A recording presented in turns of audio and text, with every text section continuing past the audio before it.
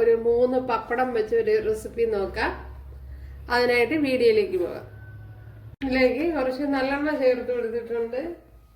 അപ്പോഴേ വെളിച്ചെണ്ണ എന്താണെന്ന് വെച്ചാൽ ചേർത്ത് കൊടുത്താൽ മതി. ഓയിലൊക്കെ അവരവരുടെ ഇഷ്ടത്തിന് ചേർക്കുക. ഇതിലേക്ക് ഇനി കുറച്ച് കടുക് ഇട്ട് കൊടുക്കുക. മസ്റ്റേർഡ് സീഡ്സ് ഇവിടെ ഇപ്പോൾ കടുക് പൊട്ടിയിട്ടുണ്ട്. അപ്പോഴേ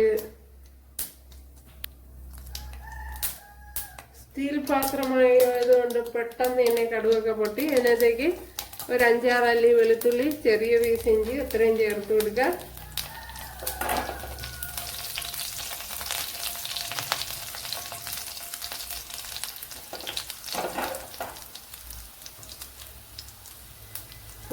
സ്റ്റീൽ പാത്രമായതുകൊണ്ട് തന്നെ തീ പെട്ടെന്ന് ചൂടാകും.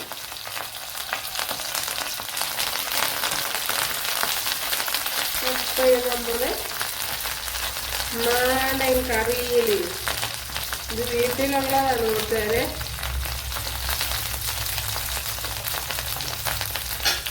ഇനി ഇതിലേക്ക് ഒരു സവാള ചേർത്ത് കൊടുക്കാം.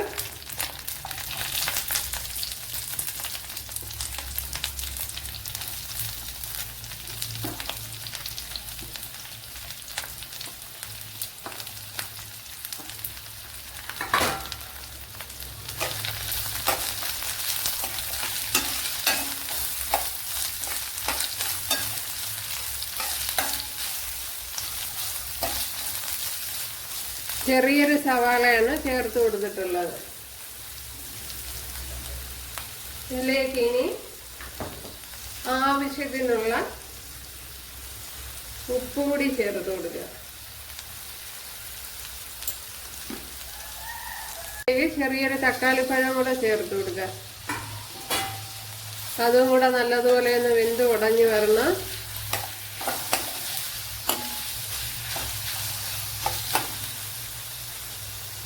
അതിനുവേണ്ടി ഇതൊന്ന് അടച്ചു കൊടുക്കാം. അപ്പോൾ ഇതിലേക്ക് കുറച്ച് മഞ്ഞൾപ്പൊടി,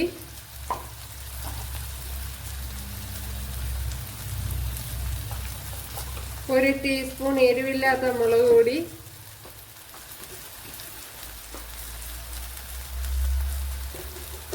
ഒരു ടീസ്പൂൺ മല്ലിപ്പൊടി. മുളക് പൊടിയാണെങ്കിൽ കുറച്ചുകൂടെ ഒരു ടീസ്പൂൺ ഇട്ട് കൊടുക്കുക. അങ്ങനെ 2 ടീസ്പൂണാണ് ചേർത്ത് കൊടുത്തിട്ടുള്ളത്.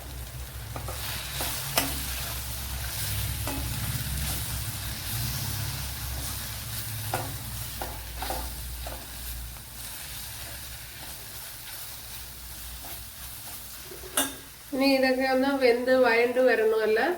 അതിനുവേണ്ടി കുറച്ച് വെള്ളം ചേർത്ത് കൊടുക്കുക. അപ്പോൾ ഈ മസാലയൊക്കെ ഒന്ന് വെന്ത് നല്ലതുപോലെ ഒന്ന് ശരിയായി വരണമല്ലോ. അപ്പോൾ ഒത്തിരി വെള്ളമൊന്നും കോരി ഒഴിച്ചു കൊടുക്കണ്ട,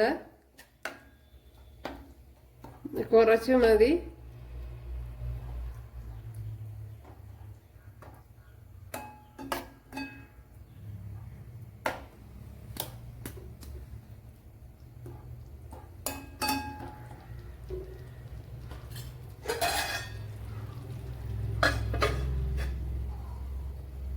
ഒരു 1/2 ടീസ്പൂൺ വിനാഗിറും കൂടെ ചേർത്ത് കൊടുക്കാം.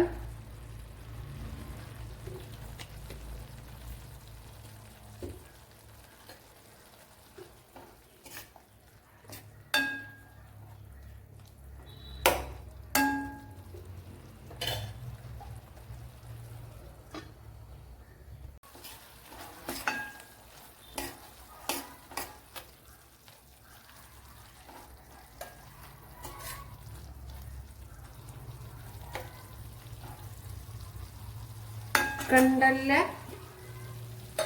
നമ്മുടെ സവാളയും. അപ്പോഴിതിലേക്ക് നമ്മുടെ പപ്പടം പൊടിച്ച് ചേർത്ത് കൊടുക്കാൻ കൂട്ടുകാരെ.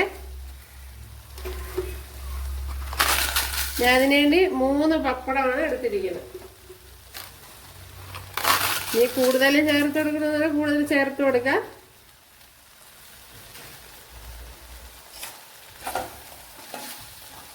ഇനി ഇതിനെ ഒന്ന് നല്ലപോലെ ഒന്ന് ഇളക്കി ഒന്ന് യോജിപ്പിച്ചെടുക്കണം. ഇനി തീ ഓഫ് ചെയ്ത് കൊടുക്കാം. ഇപ്പോഴും തീ ഓഫ് ചെയ്തു. അപ്പോഴീ മസാലകളെല്ലാം പിടിക്കണം. നമ്മുടെ അടിപൊളി റെസിപ്പിയാണത്.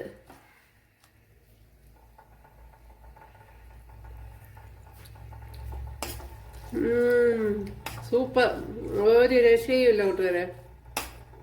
നല്ല ടേസ്റ്റ് ഉണ്ട്. ഉപ്പ് ആദ്യമേ കൂടുതൽ കോരി ഇട്ട് കൊടുക്കണ്ട.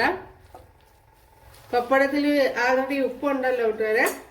നല്ല ചോറിന് ഇത് തന്നെ മതിയാവും.